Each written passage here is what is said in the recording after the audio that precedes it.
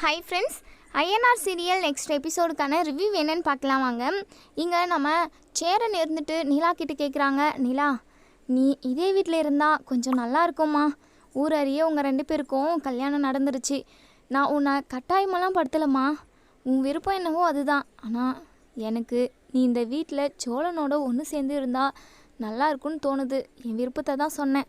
மற்றபடி உன்னை கட்டாயப்படுத்தணும் அப்படின்றதெல்லாம் இல்லை நிலா அப்படின்னு சொல்லி சேரன் சொன்னதுமே, அண்ணா உங்கள் வாயெல்லாம் அப்படி மட்டும் சொல்லிடாதீங்க. நான் இங்கே இருக்க மாட்டேண்ணா.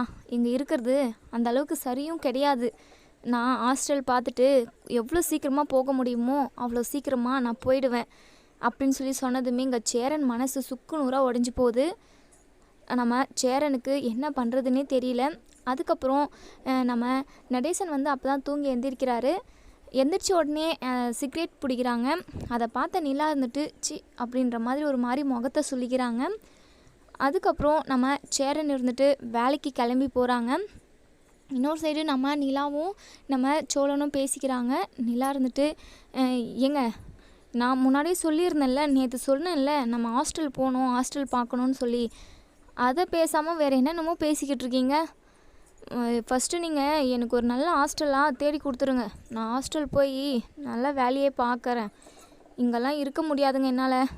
நான் போயிட்டு ட்ரெஸ் எல்லாம் எடுத்துகிட்டு போயிட்டு வண்டியில் வச்சிடுறேன். அதுக்கப்புறம் மறந்துட்டேன் என்ன பண்ணுறது. ஹாஸ்டல் கிடச்சிருச்சுன்னா திரும்ப இங்கே வர வேண்டியதாக போயிடும். அதனால தான் சொல்கிறேன் அப்படின்னு சொல்லிட்டு பேக்கெல்லாம் எடுத்துகிட்டு வந்து ஜீப்பில் வச்சிடுறாங்க. இங்கே நம்ம சோழன் வந்து, கடவுளே, கண்ணை மூடி கண்ணை திறக்கிறதுக்குள்ளே என்னென்னமோ நடந்து போச்சு. எனக்கும் நிலாவுக்கும் கல்யாணமும் ஆயிடுச்சு. ஆனால் அவள் இந்த வீட்டை விட்டு போகிறத பற்றியே பேசிக்கிட்டு இருக்காளே. இவ்வளோ தூரம் கொண்டு வந்துட்ட, இதுக்கப்புறமும் நீ தான் கொண்டு போகணும். என்னை விட்டுட்டு நிலா போக போகிறா அப்படின்னு சொல்லிட்டு சோழனுமே பயங்கரமாக ஃபீல் பண்ணுறாங்க. அதுக்கப்புறம் சோழனும் நிலாவும் ஹாஸ்டல் பார்க்கறதுக்காக போயிடுறாங்க. இன்னொரு சைடு சேரன் வந்து வேலைக்கு போகிற வழியிலேயே நம்ம பல்லவனோட காலேஜுமே இருக்குது. நம்ம சேரனும் பல்லவனும் ஒன்று சேர்ந்து தான் போகிறாங்க. எங்கள் சேரன் வந்து ரொம்பவே வருத்தத்தில் வந்துக்கிட்டு இருக்காங்க. நிலா வந்து அந்த வீட்டை விட்டு போயிடுவாங்க அப்படின்றதுனால. இங்கே பல்லவன் இருந்துட்டு, அண்ணே நம்ம வீட்டில் கல்யாணம் நடத்துனதுலேருந்து எனக்கு ரொம்ப சந்தோஷமாக இருக்குதுண்ணே. இந்த ஊருக்காரங்கெல்லாம் என்னென்ன பேசுகிறாங்க, நம்ம குடும்பத்தில் எந்த ஒரு சந்தோஷமோ எந்த ஒரு நல்ல காரியமோ நடக்கவே நடக்காதுன்னெல்லாம் சொல்லி பேசிக்கிட்டாங்க. ஆனால் இந்த ஊருக்காரங்க முகத்தில் கரிய பூசுகிற மாதிரி சோழன் அண்ணனுக்கு கல்யாணம் நடந்துச்சு. எனக்கு ரொம்ப ரொம்ப சந்தோஷமாக இருக்குது. அது மட்டும் இல்லாமல் அடுத்தடுத்து நம்ம வீட்டில் நல்ல காரியம் நடந்துக்கிட்டே இருக்கும் பாருண்ணே. அடுத்து உனக்கு கல்யாணம் நடக்கும், அடுத்து பாண்டியன் அண்ணனுக்கு கல்யாணம் நடக்கும், அடுத்து அப்படின்னு சொல்லி வெக்கப்படுறாங்க பல்லவன். எங்கள் சேரன் இருந்துட்டு, என்ன அடுத்து உனக்கு கல்யாணமா, வெக்கமெல்லாம் படுற, அவ்வளோ பெரிய மனுஷன் ஆயிட்டியா நீ அப்படின்னு சொல்லி கேட்குறாங்க. ஐயோ போங்கண்ணே, சொல்ல வந்தேன். ஒவ்வொருத்தருக்கா கல்யாணம் நடந்து நம்ம வீட்டில் நிறைய ஃபங்க்ஷன் நடக்கும். நினைக்கவே ரொம்பவே சந்தோஷமாக இருக்குண்ணே. சரிண்ணே, நிலா அண்ணியையும் சோழன் அண்ணனையும் நம்ம ஹனிமூன் அனுப்பி வைக்கலாம்ல அண்ணே. ஊட்டி கொடைக்கானல்னு பக்கம் இதை அனுப்பி வச்சுட்டு போகிற பெரிய பெரிய ஊராக ரொம்ப தூரமாக இருக்கிற ஊருக்கு அவங்கள ஹனிமூன் அனுப்பணுண்ணே. இந்த ஊர்க்காரவங்க எல்லாருமே பார்த்து வாயை பொழக்கணுண்ணே. யாராச்சும் கேட்டாங்கன்னா என் அண்ணனும் அண்ணியும் ஹனிமூன் போயிருக்காங்கன்னு நான் பெருமையாக சொல்லணுண்ணே அப்படின்னு சொல்லிட்டு இங்கே பல்லவன் சொன்னதுமே சேரன் இருந்துட்டு, இங்கே பாடுறா, பெரிய பெரிய பேச்செல்லாம் பேசிக்கிட்டு இருக்காத, நீ சின்ன பையன், இந்த பேச்செல்லாம் பேசக்கூடாது அப்படின்னு சொல்ல, அண்ணே நான் என்ன சின்ன பையனாண்ணே, நான் காலேஜ் போகிறேன், எனக்கும் வயசு ஆகிக்கிட்டு தானே இருக்குது. நீ பேசாமல் அவங்க 2 பேரையும் ஹனிமூன் அனுப்பி வைண்ணே அப்படின்னு சொல்கிறாங்க. சரி சரி, உனக்கு இது காலேஜுக்கு டைம் ஆகிடுச்சி, நீ காலேஜுக்கு போயிட்டு பத்திரமா வீட்டுக்கு திரும்புகிற வழியாக பாரு அப்படின்னு சொல்லிட்டு நம்ம சேரன் வந்து அவங்க வேலைக்கு போயிடுறாங்க. இங்கே நிலா சொன்னதவே நினச்சி பார்த்துக்கிட்டு இருக்காங்க நம்ம சேரன்.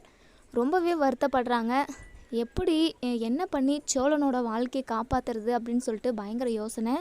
கூட வேலை செய்ய வந்தவங்க கிட்டெல்லாம் ரொம்பவே கோவமாக நடந்துக்கிறாரு. வீட்டு பிரச்சனையை வந்து மனசுக்குள்ளேயே நினச்சிக்கிட்டு கூட இருக்கவங்க கூட அதாவது கோவமாக போகிறாங்க. நம்ம சேரனுக்கு அவ்வளோ ஒரு கஷ்டம். எப்படியாவது நிலா அந்த வீட்டிலே இருந்துடணும் அப்படின்னு சொல்லிட்டு அவங்க மனசு ஃபுல்லாக தோணிக்கிட்டே தான் இருக்குது. ஆனால் நிலா நான் அந்த வீட்டில் இருக்க மாட்டேன், கட்டாயமாக நான் போயிடுவேன் அப்படிங்கிற மாதிரி சொல்லியிருப்பாங்க. அதுதான் நம்ம சேரன் வந்து ரொம்பவே வருத்தத்தில் இருக்கிறது. அதுக்கப்புறம் நம்ம சேரன் வந்து வேலை முடிச்சுட்டு ஈவினிங் வீட்டுக்கு வராங்க. நம்ம பல்லவனும் காலேஜ் முடிச்சுட்டு வீட்டுக்கு வந்துடுறாங்க. இன்னொரு சைடு நம்ம நிலாவும் நம்ம சோழனும் ஹாஸ்டல் பார்க்க போயிருப்பாங்க இல்லையா, அங்கே வந்து ஹாஸ்டலுமே ஓகே ஆகிட்ருக்கோம். அங்கே வந்து லேடிஸ் மட்டும்தான், ஜென்ட்ஸ் யாருமே ஹலோ பண்ணுறதில்ல.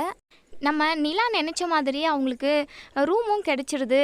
ரொம்பவே சந்தோஷப்படுறாங்க. ஏங்க, நான் நினச்ச மாதிரியே எப்படியோ ஒரு ரூமு ஃப்ரீயாக தான் இருக்கான், நான் அதிலேயே ஸ்டே பண்ணிக்கிறேன், எனக்கு ஒன்றும் பிரச்சனை இல்லை. எப்படியோ நான் நினச்சி வந்தது இது ஒன்று தான் நடந்திருக்கு. நான் நினைக்காததெல்லாம் என்னென்னமோ நடந்து போச்சு என் வாழ்க்கையில். இதுக்கப்புறமாவது என் லட்சியத்தை தேடி நான் ஓடணுங்க அப்படின்னு சொல்லிட்டு இங்கே நம்ம நிலா ரொம்பவே சந்தோஷமாக சோழன்கிட்ட சொல்ல, சோழனும் அவ்வளோ ஒரு ஃபீல் பண்ணுறாங்க மனசுக்குள்ளே. நிலா, உன்னை எனக்கு அவ்வளோ பிடிக்கும், ஆனால் உங்ககிட்ட வாயை திறந்து சொல்ல முடியாது. என்னமோ கடவுள் என் தலையில் எழுதி வச்சிருக்காரு போல, எனக்கு பிடிச்ச பொண்ணு நீ, உன்னவே நான் கல்யாணம் பண்ணிட்டேன். அதே மாதிரி நீ என் கூடவே இருக்கணும்னு ஆசையாக இருக்குது. அதையும் அந்த கடவுள் வந்து நிறைவேற்றி வச்சிருவாரு.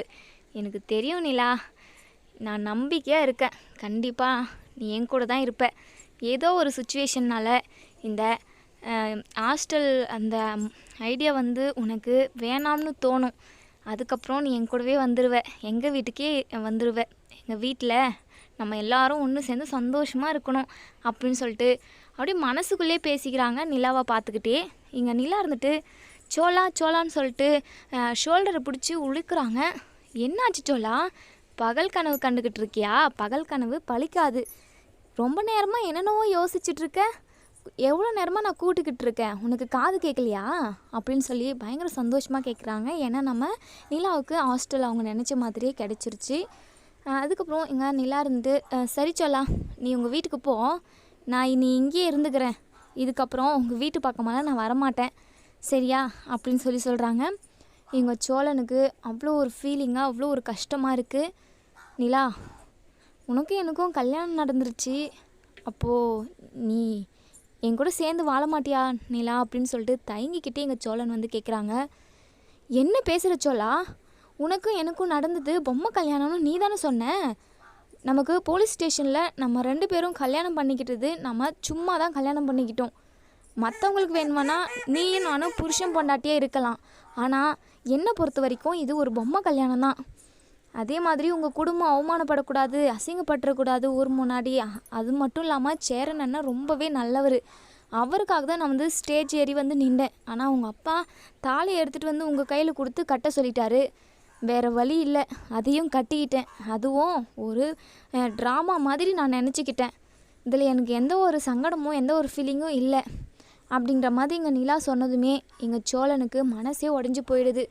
நிலா மனசை எப்படி தான் மாற்றுறது, ஒரே பிடிவாதமாக இருக்காளே அப்படின்னு சொல்லிட்டு பயங்கரமாக வருத்தப்படுறாங்க.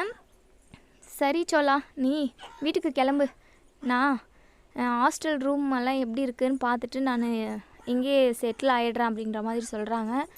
சரி நிலா அப்படின்னு சொல்லிட்டு ரொம்பவே சோகத்தோடு நம்ம சோழன் வந்து ஜீப்பில் வந்து உட்காந்து ரொம்ப நேரமாக யோசிச்சுட்டே இருக்காங்க. ஜீப்பை வந்து ஸ்டார்ட் பண்ணாமல் சைலண்ட்டாக அங்கேயே உட்காந்து நிலாவை பற்றி யோசிச்சுட்ருக்காங்க. இன்னொரு சைடு இங்கே சேரனும் பாண்டியன் பல்லவன் 3 பேருமே எங்கே சோழன் காலையில் போனவன் சாயந்தரம் ஆகுது இன்னுமே வரல, 2 பேரும் எங்கே போயிருப்பாங்க அப்படின்னு சொல்லி 3 பேரும் நினச்சிக்கிட்டு இருக்காங்க. இங்கே சோழனுக்கு சேரன் வந்து கால் பண்ணுறாங்க, ஆனால் சோழனும் கால் அட்டன் பண்ணுறது கிடையாது. இங்கே சேரன் இருந்துட்டு, டே பல்லவா, என்னடா இந்த சோழன் பையன் இப்படி இருக்கான், 2 பேரும் எங்கே போனாங்கன்னு தெரியல, ஃபோன் பண்ணாலும் அட்டன் பண்ண மாட்டேங்கிறான், ஏதாச்சும் பிரச்சனையாக இருக்குமோ அப்படின்னு சொல்லி கேட்குறாங்க. அதெல்லாம் ஒரு பிரச்சனையும் இருக்காது, அவங்க 2 பேரும் எங்கேயாவது மூவிக்கு போயிருப்பாங்க, இல்லை பீச்சு பார்க்கு ஹோட்டல்னு அந்த மாதிரி எங்கேயாச்சும் சுற்றி பார்க்க போயிருப்பாங்க. அண்ணே நீ கவலைப்படாதண்ணே, அவங்க 2 பேரும் புதுசாக கல்யாணம் ஆனவங்கள, ஜாலியாக ஊரை சுற்றிட்டு வரட்டும், நீங்கள் அவங்கள டிஸ்டர்பன்ஸ் பண்ணாதீங்கண்ணே அப்படின்னு சொல்லிட்டு பல்லவன் சொல்லதும் எங்கள் சேரன் இருந்துட்டு, டேய் நீ வேறு நிலமை புரியாமல் என்னென்னமோ பேசிக்கிட்டு இருக்கடா அப்படின்னு சொல்கிறாங்க. என்ன நான் நிலமை புரியணும், அவங்க 2 பேருக்கும் கல்யாணம் நடந்திருக்கு, அவங்க 2 பேரும் தனியாக இருக்கணும்னு நினைப்பாங்க, அதனால எங்கேயோ போயிருப்பாங்கண்ணே, நீ சும்மா அவங்கள நினச்சி கவலைப்பட்டுக்கிட்டு இருக்காத, ஒரு பிரச்சனையும் வராது, அவங்க சீக்கிரமாகவே வீட்டுக்கு வந்துடுவாங்க. சரிண்ணே எனக்கு ரொம்ப பசிக்குது, ஏதாச்சும் சமைய இல்லை சமைச்சி வச்சுருக்கியா அப்படின்னு சொல்லி கேட்க, நான் சமைச்சி வச்சுட்டேன், நீ போயிட்டு சாப்பிடுப்போ அப்படின்னு சொல்கிறாங்க. என் அம்மா இருந்திருந்தா கூட இவ்வளோ நல்லா பார்த்துருக்க மாட்டாங்கண்ணே, நீங்கள் எங்கள் எல்லாரையும் ரொம்ப நல்லா பார்த்துக்கிறீங்க, நாங்கள் உங்களுக்கு தம்பியாக பிறந்ததுக்கு நாங்கள் ரொம்ப சந்தோஷப்படுறோம். எங்களை கண்ணும் கருத்துமாக கவனிச்சிக்கிறீங்க. உங்களுக்கு எவ்வளோ கஷ்டம் இருந்தாலும் அதை எங்ககிட்ட காட்டிக்கிறதில்ல. சரிண்ணே, எனக்கு ரொம்ப பசிக்குது, நான் போயிட்டு சாப்பிட்றேன் அப்படின்னு சொல்கிறாங்க எங்கள் பல்லவன். பாண்டியனுமே சாப்பிட போயிடுறாங்க. எங்கள் சேரன் வந்து நிலா சொன்னதவே யோசிச்சு பார்த்துக்கிட்டு இருக்காங்க. சோழனோட வாழ்க்கை என்ன ஆகுமோ அப்படின்ற ஒரு பயம் நம்ம சேரனுக்கு. அப்போ தான் நம்ம கார்த்திகா வராங்க. கார்த்திகா வந்து எங்கள் சேரன்கிட்ட சொல்கிறாங்க, மாமா எங்கள் வீட்டில் ஒரே பிரச்சனை மாமா அப்படின்னு சொல்கிறாங்க. என்ன கார்த்திகா சொல்கிற, என்ன பிரச்சனை அப்படின்னு கேட்க, அது வந்து மாமா நீங்கள் பெரியப்பாவையும் அம்மாவையும் கேட்காம எங்கள் இது ரிசப்ஷனுக்கு ஏற்பாடு பண்ணிங்கள, அதனால தான் அங்கே பெரிய பிரச்சனை. அவங்க வந்து இங்கே பிரச்சனை பண்ணுறேன்னு சொல்லிக்கிட்டு இருக்காங்க. கேட்காம செய்யாமல் எதுக்காக ரிசப்ஷன் ஏற்பாடு பண்ணணும், அதுனா அவன் சொந்த வீடா, ஏன் வீடு அப்படின்னு சொல்லிட்டு பெரியப்பா பயங்கர கோவமாக கத்திக்கிட்டு இருக்காங்க. இன்னும் கொஞ்சம் நேரத்தில் இங்கே வந்து பெரிய வம்பே பண்ண போகிறாங்க மாமா, நீ எப்படியாச்சும் சமாளிச்சிரு மாமா, அது சொல்கிறதுக்காக தான் நான் ஓடி வந்தேன் அப்படின்னு சொல்லிட்டு கார்த்திகா சொல்கிறாங்க. இங்கே சேரன் இருந்துட்டு ரொம்பவே பதட்டப்படுறாங்க. ஏற்கனவே ரொம்பவே பிரச்சனையில் போயிட்டுருக்கு, இது வேறையா? கார்த்திகா, நான் சொல்லலான்னு தான் வந்தேன். நான் வந்த நேரம் உங்கள் வீட்டில் யாருமே ஆளுங்களே இல்லை, அதனால தான் ரிசப்ஷனுக்கு டைம் ஆகிடுச்சே அப்படின்றதுக்காக தான் நான் அவங்கள கேட்காம எல்லா ஏற்பாடும் பண்ணிட்டேன். என்ன பண்ணுறதுன்னு தெரியலையே கார்த்திகா, இப்போ நான் என்ன சொன்னாலும் அதை காது கொடுத்து கூட கேட்க மாட்டாங்க அத்தையும் மாமாவும், என்ன தான் பண்ண முடியும் அப்படின்ற மாதிரி இங்கே நம்ம சேரன் வந்து புலம்பிக்கிட்டு இருக்காங்க. இன்னொரு சைடு நம்ம சோழன் வந்து ஜீப்பை ஸ்டார்ட் பண்ணாமே அந்த டிரைவிங் பண்ணுவாங்க இல்லையா, அங்கே தலையை வச்சு படுத்து ஒரு மாதிரி ரொம்ப ஃபீல் பண்ணிக்கிட்டு இருக்காங்க. இங்கே நம்ம நிலா வந்து நிற்கிறாங்க. இங்கே சோழன் வந்து நிலாவை பார்த்ததுமே, என்ன நிலா வந்துட்டீங்க, ஓ என்னை விட்டுட்டு உங்களுக்கு போகிறதுக்கு உங்களுக்கு மனசு இல்லையா, அதனால தான் திரும்பி வந்துட்டிங்களா, சரிங்க வாங்க நிலா, நம்ம வீட்டுக்கே போயிடுவோம். எனக்கு தெரியும் நிலா, நீங்கள் என் கூடவே வந்து என் லைஃப் லாங் என் கூடவே இருப்பீங்கன்ட்டு. சரி நிலா, நம்ம போவோம் வாங்க அப்படின்னு சொல்லிட்டு ரொம்ப சந்தோஷத்தோடு இங்கே நம்ம சோழன் சொன்னதுமே எங்கள் நிலாவுக்கு பயங்கர கோவம் வருது. ஏங்க, எனக்கு இருக்கிற சுச்சுவேஷன் புரியாமல் நீங்கள் பாட்டுக்கு என்னென்னமோ நினச்சி பேசிக்கிட்டு இருக்கீங்க. அப்படியே இவரை பிரிஞ்சு போக முடியல என்னால். அப்படி நான் உங்களை என்ன உயிருக்கு உயிராக லவ் பண்ணனா என்ன? யதார்த்தமாக உங்களுக்கும் எனக்கும் கல்யாணம் நடந்துருச்சு, அதுவே ஒரு பொம்மை கல்யாணம் நான் இப்போ சொல்லிக்கிட்டு இருக்கேன். அப்படி இருக்கும்போது உங்களை பிடிச்சி போயிட்டு உங்களை விட்டுட்டு பிரிய முடியாமல் நான் வந்துட்ட மாதிரி பேசிக்கிட்டு இருக்கீங்க, கடுப்பாக கிளப்பாதீங்க அப்படின்னு சொல்கிறாங்க. சரிங்க, இங்கே தான் ஹாஸ்டலில் இருக்கீங்கன்னு சொன்னீங்க, எதுக்காக திரும்பி வந்துட்டீங்க அப்படின்னு கேட்குறாங்க. அதுவா, எனக்கு ஒரே ரூமு ஃப்ரீயாக இருக்குன்னு சொன்னாங்கல்ல, அது அவங்க காலி பண்ணுறதுக்கு 2-3 நாள் ஆகுமா. போனவங்க திரும்பவும் வந்துட்டாங்களாம், திங்ஸ் எல்லாம் இங்கேயே விட்டுட்டு போயிட்டு தான் சொல்கிறாங்க. அவங்களுக்கு வேறு வீடும் ரெடி ஆகலையாம், அதனால் இந்த ரூம்லேயே இன்னும் ஒரு வாரம் வரைக்கும் இருப்பாங்களாம். ஒரு வாரத்துக்கு அப்புறம் தான் இங்கே ஹாஸ்டல் ரூமே கிடைக்கும் அப்படின்னு சொல்லிட்டு ரொம்ப வருத்தத்தோடு இங்கே நிலா சொன்னதுமே இங்கே நம்ம சோழனுக்கு மனசுக்குள்ளே அவ்வளோ ஒரு சந்தோஷம். ஐயோஸ் கடவுளே, நீ ஏன் பக்கம் துணையாக நிற்கிற, சூப்பர் சூப்பர், இப்படியே எப்படியாவது நிலாவை என் கூடவே இருக்க வச்சிடு, அவள் மனசையும் மாற்றி விட்டுரு, நானும் நிலாவும் சந்தோஷமாக வாழணும். எனக்கு ரொம்ப சந்தோஷமாக இருக்குது. எங்கள் வீட்டுக்கு நிலாவை கூட்டிகிட்டு போகணும். இனிமேல் நிலா அந்த வீட்டை விட்டு வெளியே வராத அளவுக்கு நீ ஏதாவது அந்த நிலாவுக்கு நல்ல புத்தியை கொடுத்துரு கடவுளே அப்படின்னு சொல்லிட்டு இங்கே சோழன் வந்து சாமிக்கிட்ட வேண்டிக்கிட்டு இருக்காங்க.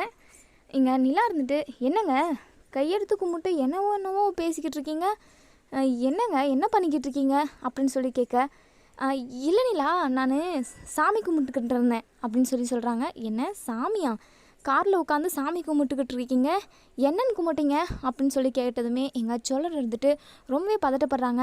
அது வந்து நிலா, உங்களுக்கு சீக்கிரமாகவே ஹாஸ்டல் ரூம் கிடைக்கணும் அப்படின்னு சொல்லிட்டு நான் சாமிக்கிட்ட வேண்டிக்கினேன். உங்களை அங்கெங்கன்னு அந்த கடவுள் வந்து அலைய விடுதில்ல, அதுக்காக தான் கூடி சீக்கிரமே நிலாவுக்கு ஹாஸ்டல் ரூம் கிடைச்சிடணும், அவங்க நினச்ச மாதிரி நல்ல ஒரு வேலைக்கு போய் செட்டில் ஆகணும் அப்படின்னு வேண்டிக்கிட்டேன் அப்படின்னு சொல்லிட்டு இங்கே சோழன் வந்து எதையோ ஒன்று சொல்லி இங்கே நிலாவை சமாளிக்கிறாங்க. இங்கே நிலா இருந்துட்டு, சரிங்க, இப்போதைக்கு வேறு வழியே இல்லை, உங்கள் வீட்டில் தான் இருந்தாகணும், உங்கள் வீட்டுக்கே திரும்பவும் வரக்கூடாதுன்னு நினச்சிக்கிட்டு இருந்தேன். ஆனால் பாருங்கள், என்னுடைய சுச்சுவேஷன் திரும்பவும் உங்கள் வீட்டுக்கு வர வைக்குது. சரி இன்னும் 2-3 நாளோ இல்லை ஒரு வாரமாக தான் உங்கள் வீட்டிலே இருப்பேன். அதுக்கப்புறம் நான் ஹாஸ்டல் பார்த்துட்டு போயிட்டே இருப்பேன் அப்படிங்கிற மாதிரி சொல்கிறாங்க. சரிங்க நிலா, வாங்க நம்ம வீட்டுக்கு போவோம் அப்படின்னு சொல்லிட்டு நம்ம சோழன் வந்து ரொம்பவே சந்தோஷமாக நிலாவை வந்து வீட்டுக்கு கூட்டிகிட்டு போகிறாங்க. நிலா நம்ம சோழன் கூடவே இருக்கணும், அதே வீட்டில் இருக்கணும், அந்த வீட்டை மென்மேலும் வளர வைக்கணும் அப்படின்னு நினைக்கிறவங்க இந்த வீடியோவுக்கு லைக் பண்ணி தெரிவிங்க. இங்கே நம்ம சோழனும் நிலாவும் வீட்டில் போயிட்டு இறங்குறாங்க. அப்போ தான் நம்ம சேரன் இருந்துட்டு, டே சோழா, இவ்வளோ நேரம் எங்கடா போயிட்டு இருந்தீங்க? நீங்கள் வருவீங்கன்னு சொல்லிட்டு நான் வாசலவே பார்த்துக்கிட்டு இருக்கேன். இவ்வளோ டைம் ஆகிடுச்சு, நைட்டு 8 மணி வரைக்கும் நீங்கள் என்ன தான் பண்ணுறீங்க? இருட்டு டைம்லலாம் ரொம்ப நேரம் டிரைவிங் பண்ணக்கூடாது சோழா, சொன்னால் நீ கேட்கவே மாட்டேன். சரி வாங்க அப்படின்னு சொல்லிட்டு சேரன் கூப்பிடுறாங்க. இங்கே சோழன் இருந்துட்டு ரொம்ப சந்தோஷமாக வராங்க. இங்கே நம்ம நிலாவோ முகத்தை வாடை போட்டுக்கிட்டு வராங்க. இங்கே நிலா இருந்துட்டு சோழன்கிட்ட கேட்குறாங்க, சோழா நீ ரொம்ப சந்தோஷமாக இருக்கிற மாதிரி தோணுது எனக்கு அப்படின்னு சொல்லி கேட்குறாங்க. அப்படியெல்லாம் இல்லைங்க, என் முகமே அப்படி தான். நான் எப்போவுமே சிரித்த முகமாக தான் இருப்பேன். எனக்கு மனசுக்குள்ளே 1000 கஷ்டம் வலி இருந்தாலுமே என் முகத்தில் நான் காட்டிக்க மாட்டேன். எப்போவும் கலகலன்னு இருப்பேங்க அப்படின்னு சொல்லிட்டு சந்தோஷமாக சொல்கிறாங்க. எனக்கு என்னமோ அப்படி தெரியலங்க, நீங்கள் ரொம்ப சந்தோஷத்தில் இருக்கிற மாதிரியே இருக்குது அப்படின்னு சொல்லிட்டு நிலா சொல்கிறாங்க. அப்படியே அவங்க தெரியுது உங்களுக்கு? எனக்கு அப்படி ஒன்றும் தெரியலையே, எனக்கு ரொம்ப வருத்தமாக தான் இருக்குது. ஏன்னா உங்களுக்கு தான் ஹாஸ்டல் ரூமே கிடைக்கலையே, அதுக்காக தான் நானும் ரொம்ப ஃபீல் பண்ணுறேன். மற்றபடிக்கு எனக்கு எந்த ஒரு ஃபீலிங்கும் இல்லைங்க அப்படின்னு சொல்கிறாங்க. நிலா இருந்துட்டு, சரிங்க சரி வாங்க போகலாம் அப்படின்னு சொல்லிட்டு வீட்டுக்குள்ளே போகிறாங்க. அப்போன்னு பார்த்து எங்கள் கார்த்திகாவோட அம்மாவும் அதாவது அவங்க அம்மாவோட அண்ணனும் வராங்க. 2 பேரும் வந்து, டேய் உள்ள 4 பயலுங்களும் என்னடா பண்ணிக்கிட்டு இருக்கீங்க, வெளியே வாங்கடா அப்படின்னு சொல்லிட்டு கத்தி கூப்பிடுறாங்க. இங்கே வெளியே ஏதோ கூச்சலாக இருக்கேன்னு சொல்லிட்டு சேரனும் நம்ம சோழனும் வெளியே வந்து பார்க்குறாங்க. வாங்க மாமா வாங்க அப்படின்னு சொல்லி கூப்பிட்றாங்க. இங்கே அவங்க இருந்துட்டு, உங்கள் வீட்டுக்கு வந்து உட்காந்து விருந்து சாப்பிட்றதுக்காக நான் வர கிடையாது. இது என்ன உங்கள் வீடாடா? ஏதோ உங்கள் வீடு மாதிரியே நீங்கள் அப்படியே சொந்தம் கொண்டாடிக்கிட்டு இருக்கீங்க. உங்களை சும்மாவே விட மாட்டேன். ரிசப்ஷனை யாரை கேட்டு இந்த வீட்டில் நடத்துறதுக்கு ஏற்பாடு செஞ்சீங்க? என்கிட்ட ஒரு வார்த்தை கேட்டிருக்கணும்ல. யாரை கேட்டு இந்த ஏற்பாடெல்லாம் பண்ணி இது பண்ணுறீங்க? உங்களுக்கு பயம் விட்டு போச்சு. போனால் போதேன்னு இந்த வீட்டில் இருந்துட்டு போட்டுன்னு சொல்லிட்டு நான் விட்டால் நீங்கள் ஓவராக தான் பண்ணிக்கிட்டு இருக்கீங்க. இல்லாத அட்டகாசமெல்லாம் பண்ணிக்கிட்டு இருக்கீங்க. உங்களை சும்மா விட போகிறதில்ல. அதுக்கப்புறம் நம்ம கார்த்திகாவோட அம்மா கிட்ட சொல்கிறாங்க, போயிட்டு அவங்க திங்ஸால் எல்லாத்தையுமே எடுத்துகிட்டு வந்து வெளியே வீசு. அவங்க இந்த வீட்டில் இனி ஒரு நிமிஷம் கூட இருக்கக்கூடாது அப்படின்னு சொல்லிட்டு சத்தம் போடுறாங்க. எங்கள் சேரன் இருந்துட்டு, ஐயோ மாமா, உங்ககிட்ட நான் விஷயத்த சொல்லி அந்த ரிசப்ஷன் ஏற்பாடு பண்ணலாமா வேணாவான்னு சொல்லிட்டு கேட்கலாம் தான் மாமா வந்தேன். ஆனால் நான் வந்தப்போ நீங்கள் யாருமே இல்லை. ரிசப்ஷனுக்குமே டைம் ஆகிக்கிட்டே இருந்தது. அதனால தான் வீட்டவே அலங்காரம் பண்ண சொன்னேன். என்னை மன்னிச்சிருங்க மாமா அப்படின்னு சொல்கிறாங்க. மன்னிப்பெல்லாம் உங்களுக்கு கிடையவே கிடையாது. நீங்கள் ஃபஸ்ட்டு இந்த இடத்த விட்டு காலி பண்ணுற வழியை பாருங்கள் அப்படின்னு சொல்கிறாங்க. உடனே நம்ம நடேசன் இருந்துட்டு, எப்படிடா காலி பண்ண முடியும்? கண்டிப்பாக எங்களால் காலி பண்ண முடியாது. நீ என்ன பண்ணுறியோ அதை பண்ணிக்கோ அப்படின்னு சொல்லிட்டு சண்டைக்கு போகிறாங்க நம்ம நடேசன். அதுக்கப்புறம் வீட்டில் உள்ள நம்ம நிலா, பாண்டியன், பல்லவன் எல்லாருமே வெளியே வந்துடுறாங்க. நிலா வந்து ரொம்பவே பதட்டப்படுறாங்க, இப்படியெல்லாம் சண்டை போடுறாங்களே அப்படின்னு சொல்லிட்டு. இங்கே நடேசன் இருந்துட்டு, இங்கே பார், இந்த வீட்டில் நாங்கள் இருக்கிறதுக்கு எங்களுக்கும் உரிமை இருக்குது. நாங்கள் இந்த வீட்டில் தான் இருப்போம். உன்னால் என்ன பண்ண முடியுமா பண்ணுடா அப்படின்னு சொல்கிறாங்க. உடனே இங்கே நம்ம சோழனோட மாமா இருந்துட்டு வந்து கிட்ட சண்டை போடுறாங்க. உடனே நடேசன் இருந்துட்டு அவங்கள தள்ளி விட்டுறாங்க. அவங்க தெரியாமல் தான் தள்ளி விடுறாங்க. அவங்க போயிட்டு செவுத்தில் முட்டிக்கிட்டு நெத்தியில் நிறையவே பிளட் வருது. அதை பார்த்துட்டு, டே உங்களை யாரையுமே நான் சும்மாவே விட மாட்டேன். இப்போவே உங்கள் எல்லாருமே போலீஸை வந்து பிடிச்சிட்டு போக சொல்கிறேன், வா இருடா. கண்டிப்பாக உங்களை யாருமே நான் சும்மாவே விடவே மாட்டேன். என்னவே அடித்து சாகடிக்கிறதுக்கு பார்க்குறீங்களா? என்ன சாவடிச்சிட்டா இந்த வீடு உங்களுக்கே வந்துடும் சொல்லிட்டு தானே இப்படியெல்லாம் பிளான் பண்ணிக்கிட்டு இருக்கீங்க. அது மட்டும் நடக்கவே நடக்காது. நான் போயிட்டு போலீஸ்க்கு கால் பண்ணுறேன் அப்படின்னு சொல்லிட்டு போலீஸ்க்கு கால் பண்ணுறாங்க. இங்கே நம்ம சேரன் வீட்டில் உள்ள எல்லாருமே ரொம்பவே கெஞ்சுறாங்க. இங்கே நடேசன் இருந்துட்டு, உன்னால் என்ன முடியுமோ அதை பார்த்துக்கூடா அப்படின்னு சொல்கிறாங்க. உடனே எங்கள் போலீஸுமே இங்கே வந்துடுறாங்க. இவங்க எல்லாரும் குடும்பமாக சேர்ந்து என்னை அடித்து கொல்ல பார்க்குறாங்க. இவங்கள விடாதீங்க, நான் கேஸ் கூட கொடுக்குறேன். இவங்கள எல்லாருமே உள்ள தள்ளுங்க அப்படின்னு சொல்கிறாங்க. உடனே சேரன் இருந்துட்டு, ஐயா அவங்க பொய் சொல்கிறாங்க, அப்பா தெரியாமல் தான் நூக்கி விட்டார். அது மட்டும் இல்லாமல் இவங்களா வந்து தான் சண்டை போட்டுக்கிட்டு இருக்காங்க. தயவு செஞ்சு என் அப்பாவை அரெஸ்ட் பண்ணிடாதீங்க ப்ளீஸுங்க அப்படின்னு சொல்லிட்டு கெஞ்சுறாங்க இங்கே நம்ம சேரன். உடனே நிலா இருந்துட்டு இங்கே சேரன் சொன்னது எல்லாமே கவனிக்கிறாங்க. கண்டிப்பாக சேரன் அண்ணன் வந்து சண்டைக்கு போயிருக்க மாட்டாங்க, இவங்களா தான் ஏதோ பிரச்சனை பண்ணுறாங்க அப்படின்னு சொல்லிட்டு நம்ம நிலா நிலா வந்து போலீஸ்கிட்ட பேசுகிறாங்க. இங்கே பாருங்கள் சார், இந்த வீட்டில் உள்ளவங்க யாருமே கண்டிப்பாக சண்டைக்கு போகிறவங்க கிடையவே கிடையாது. அவங்களா வந்து பிரச்சனை பண்ணிக்கிட்டு இருக்காங்க. தயவு செஞ்சு அவங்கள அரெஸ்ட் பண்ணி ஜெயிலில் போடுங்க, நான் கேஸ் கொடுக்குறேன் அப்படின்ற மாதிரி இங்கே நிலா வந்து களத்தில் இறங்குறாங்க. எங்கள் சேரன் வந்து பயங்கர ஷாக் ஆகுறாங்க. உடனே இங்கே நம்ம சோழனோட மாமா வந்து பயங்கரமாக அதிர்ச்சி ஆகுறாங்க. ஏம்மா, உனக்கு என்னம்மா தெரியும் இவங்கள பற்றி? நீ நேற்று வந்தவ, நீ ஒரு நாள் 2 நாள் கூட இந்த வீட்டில் இருக்க மாட்ட, நீ ஓடி போயிடுவ. எங்களுக்கு நல்லாவே தெரியும் இந்த வீட்டோட ராசி அப்படி. நீ என்னம்மா எங்கள் குடும்ப விஷயத்தில் நீ மூக்கம் நுழைக்கிறது அப்படின்ற மாதிரி இங்கே இங்கே சேரன் இருந்துட்டு, அவங்களும் இந்த வீட்டு பொண்ணு தான், இந்த வீட்டோட மருமக, அவங்களுக்கும் எல்லா உரிமையும் இருக்குது, நீங்கள் அதை கேட்குறதுக்கு உரிமையே கிடையாது அப்படின்னு சொல்லிட்டு சேரனுமே நிலாவுக்காக அங்கே பேசிக்கிட்டு இருக்காங்க. உடனே இங்கே கார்த்திகாவோட அம்மா இருந்துட்டு, ஓ குடும்பமாக சேர்ந்து எங்கள் அண்ணனை போட்டு தள்ள பார்க்குறீங்களா? உங்களை சும்மா விட மாட்டேன் சார், அவங்கள அரெஸ்ட் பண்ணுங்கள் சார் அப்படின்னு சொல்கிறாங்க. உடனே எங்கள் நிலா இருந்துட்டு, சார் கண்டிப்பாக எந்த ஒரு தப்பும் பண்ணாதவங்கள நீங்கள் அரெஸ்ட் பண்ண முடியவே முடியாது, அதுக்கு சட்டமும் ஒத்துக்காது. நீங்கள் எந்த பக்கம் நியாயம் இருக்கோ அவங்கள தான் விசாரித்து, எந்த பக்கம் தப்பு இருக்கோ அவங்கள தான் அரெஸ்ட் பண்ணணும். நீங்கள் தேவையில்லாமல் வந்து மாமாவை அரெஸ்ட் பண்ணிங்கன்னா நான் சும்மா விட மாட்டேன் அப்படின்னு சொல்லிட்டு நிலா பேசுகிறாங்க. என்ன நடக்கும் அப்படிங்கிறத வெயிட் பண்ணி பார்ப்போம் ஃப்ரெண்ட்ஸ்.